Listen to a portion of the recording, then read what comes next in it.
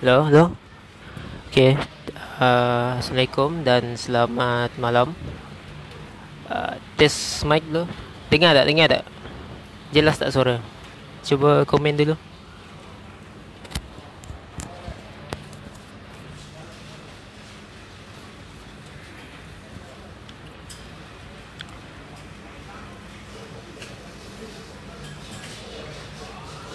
Okey, dalam 10 orang kita start lah.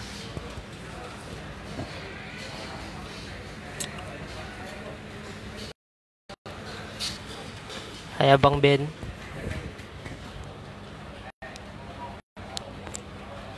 Okey. Kita mulakan Dengar? Dengar tak? Cuba komen jelas tak suara?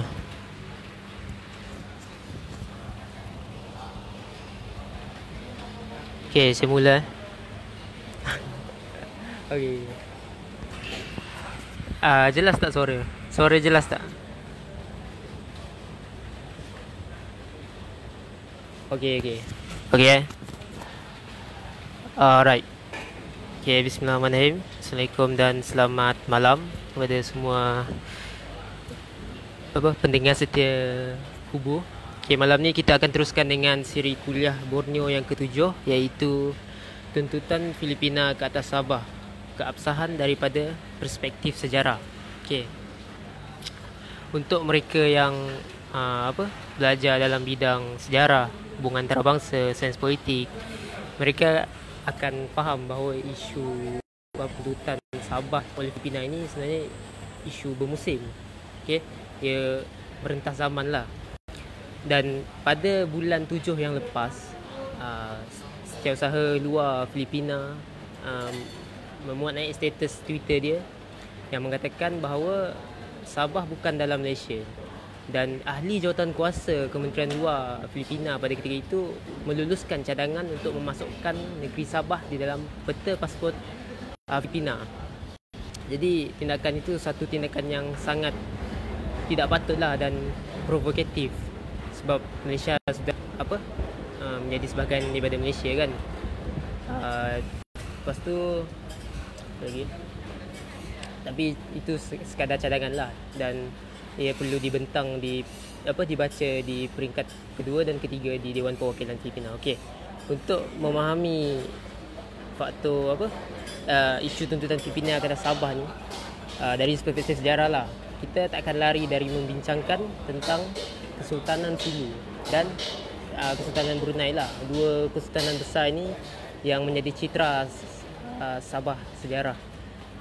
Jadi saya akan bagikan kepada tiga fasa, tiga zaman. Zaman pertama ialah zaman pra-kolonial yang melibatkan Kesultanan Brunei dan Kesultanan Sulu. Fasa kedua ialah fasa kolonial.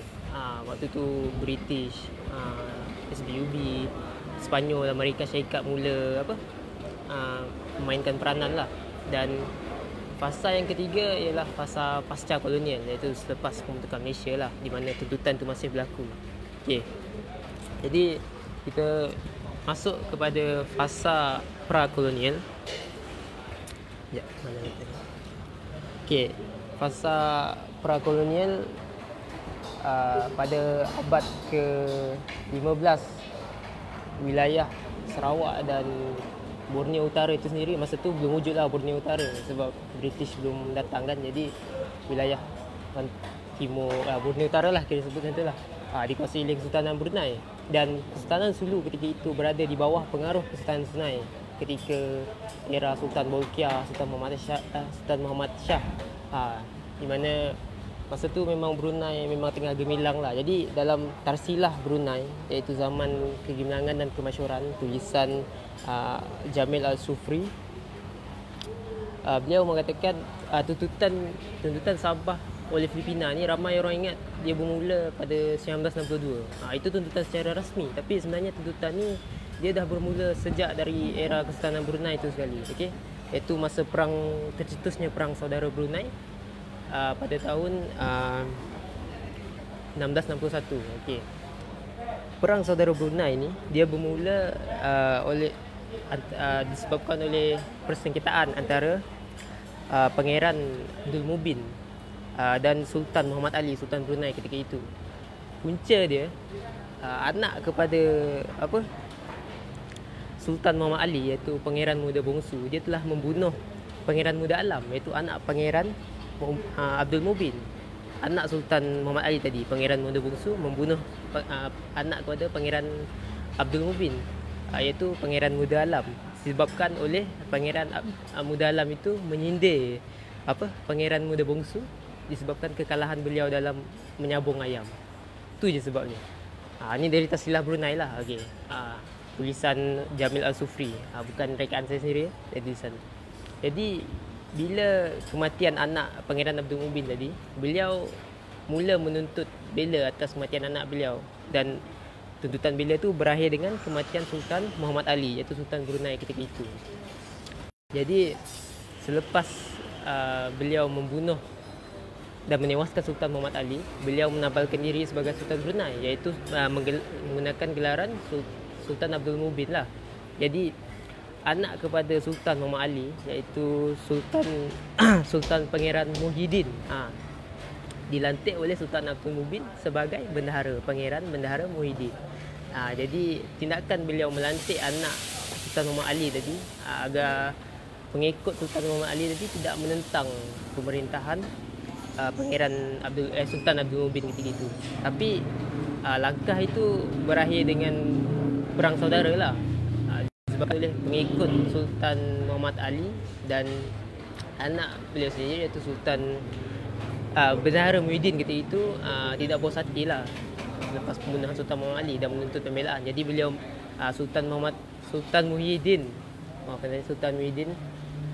Bendahara Muhyiddin tadi melantik diri beliau sebagai seorang sultan lah, dan bertindak untuk menyerang Sultan Abdul Mubin ketika itu. Jadi selepas berlaku perang kan, Sultan Abdul Mubin itu akhirnya berundur ke Pulau Cermin.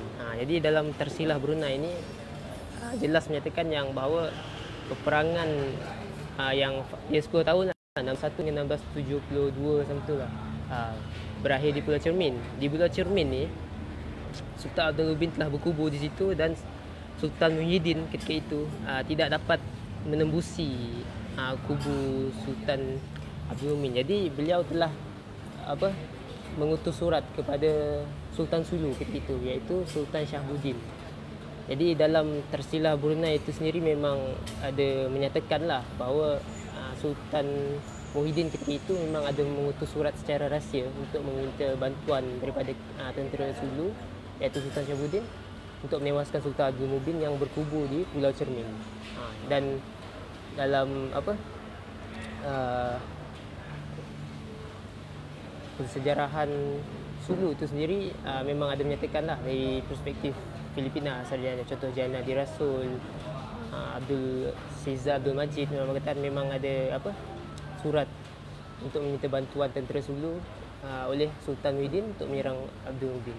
Tapi ada perbezaan pendapat antara dua persejarahan Sulu dengan Brunei. Dari dalam Tersilah Brunei itu sendiri, Jamil Al-Sufri menafikan bantuan ketenteraan Sulu kepada Sultan Muhyiddin. Dalam Tersilah Brunei itu menyatakan bahawa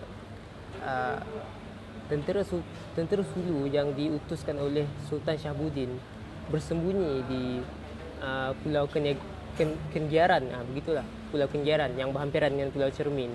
Dan dikatakan tentera Sulu ketika itu ketakutan melihat kehebatan dan kepahlawanan orang-orang pengikut Sultan Abdul Mubin lah ketika itu.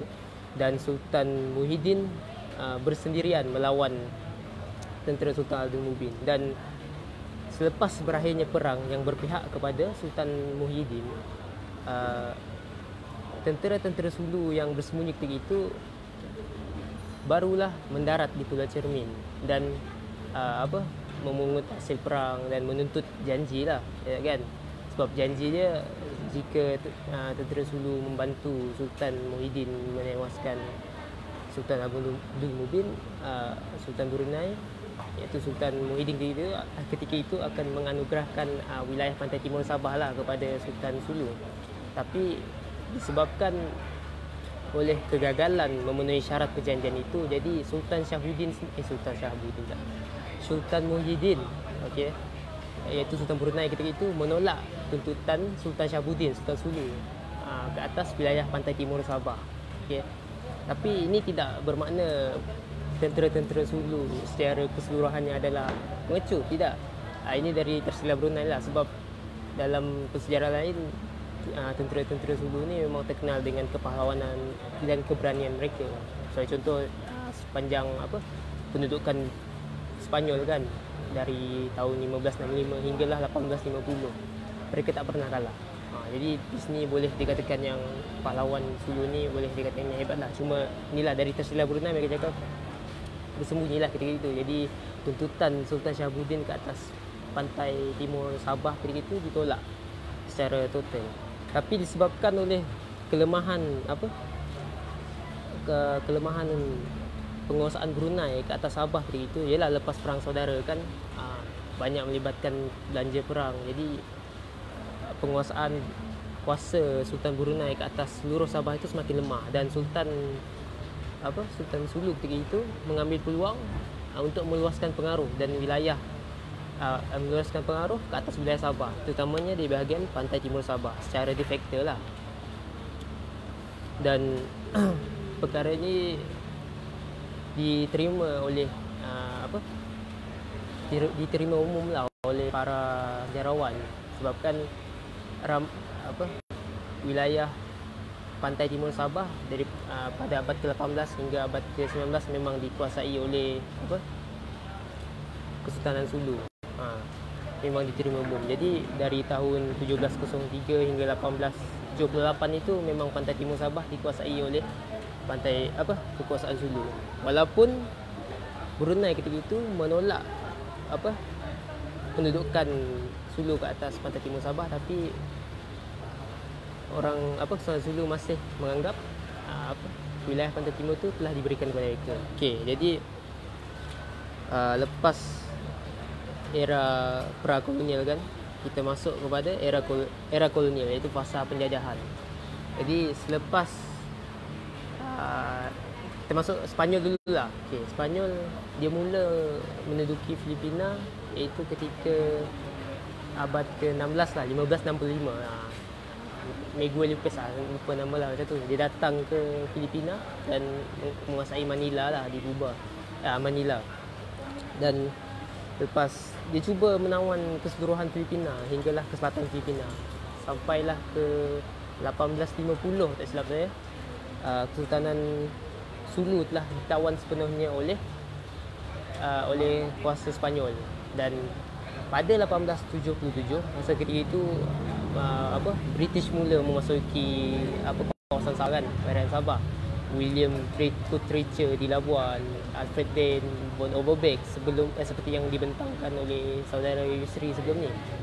Jadi Von Overbeck, Alfred Dane ketika itu dia melihat kebanyakan perjanjian yang dibuat berkenaan wilayah-wilayah di pantai timur melibatkan Sultan Sulu. Jadi mereka pun menganggap yang Sultan Sulu berkuasa ke atas wilayah pantai timur. Jadi mereka pun membuat untuk jalan selamat lah kan. Mereka membuat perjanjian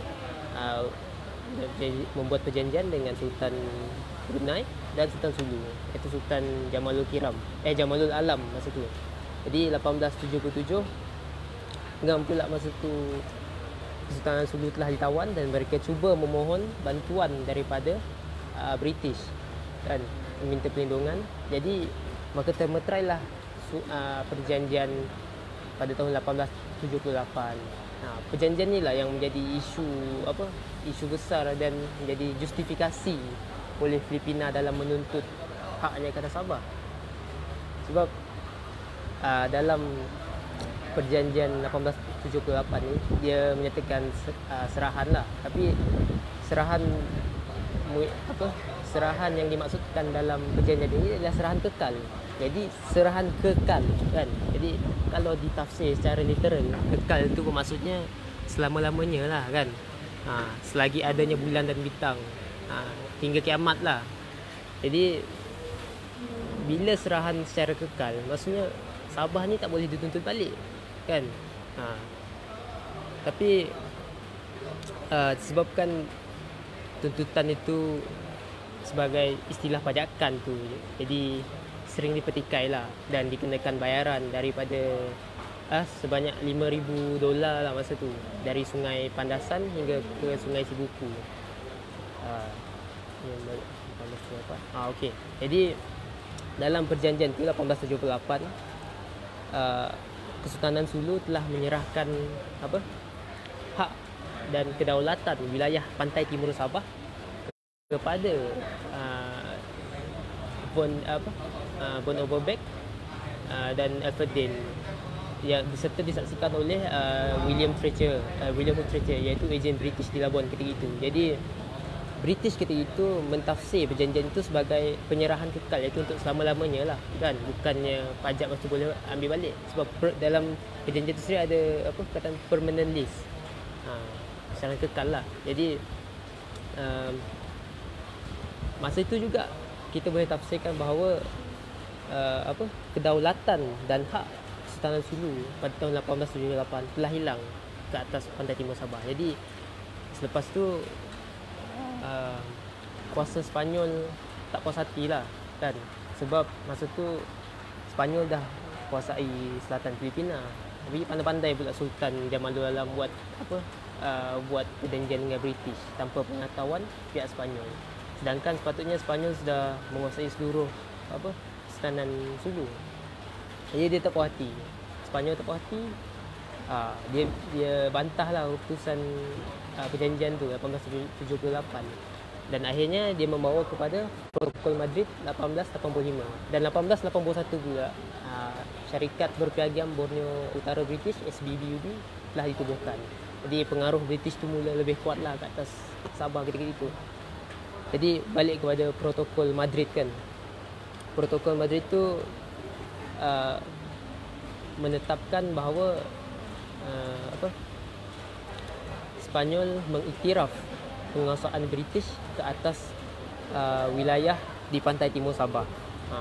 Dan perjanjian itu juga menetapkan bahawa Sultanan Sulu menyerahkan segala hak dan ke atas segala hak dan kedaulatan pemerintahan Sultanan Sulu lah kepada kerajaan Sepanyol. Jadi ini dah kira kali kedua lah dia hilang kedaulatan. Pertama 1878, kedua ini Protokol Madrid. Jadi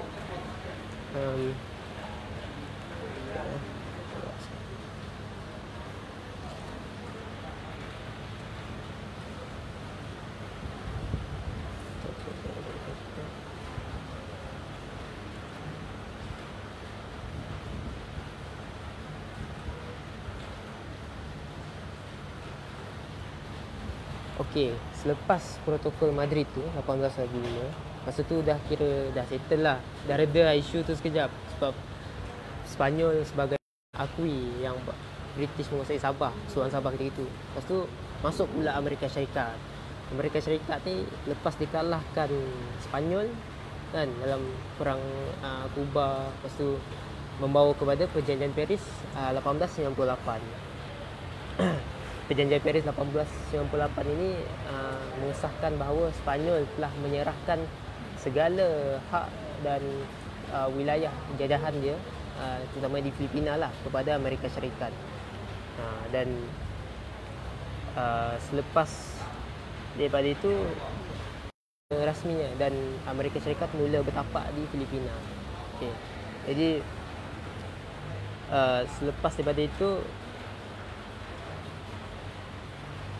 beralih pula kepada Perjanjian Carpenter, iaitu 1915. Sebelum kita masuk Perjanjian Carpenter, kita masuk kepada ada satu perjanjian, saya lupa nama dia. Perjanjian ni antara British dengan Sultan Sulu lah ketika itu, iaitu pada tahun 1903. Perjanjian ni menetapkan memberikan wilayah penguasaan Kepulauan Penyu kepada British.